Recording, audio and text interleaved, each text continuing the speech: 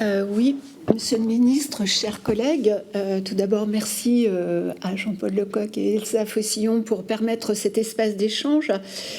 Les accords de Sykes-Picot, la création de l'État d'Israël et tous les conflits qui ont suivi font partie des événements majeurs de l'histoire de la région. L'influence française parcourt une longue histoire au Moyen-Orient, notamment au Liban. Cette particularité crée une attente d'une partie des Libanais auprès de l'État français, qui aurait la responsabilité de soutenir une sortie de la crise politique, économique, sociale et mémorielle au Liban. Toutefois, notre président a nourri des espoirs inatteignables et irresponsables au Liban par des déclarations rêveuses, creusant encore plus la méfiance envers notre diplomatie et a fortiori notre pays. La France ne pouvait et n'allait pas sauver le Liban à elle toute seule. Récemment, le Hezbollah a perdu de son pouvoir au Liban et l'armée israélienne est toujours présente sur son territoire.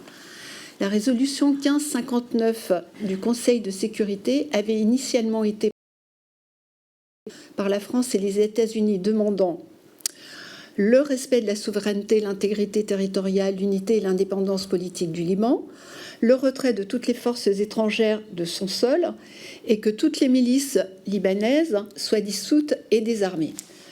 Alors, comment l'application de cette résolution pourra-t-elle être soutenue par la France d'une manière crédible pour l'intérêt des Libanais alors que le cessez-le-feu n'a pas été respecté ou ne l'est pas encore ?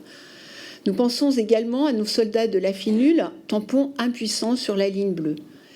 Enfin, comment la France pourra-t-elle entretenir la pérennité de son influence grâce à notre diplomatie dans la région ? Et dernière question, comment assurez-vous le suivi des fonds au Liban alors que la corruption et le clientélisme sont malheureusement plus que prégnants dans le pays ?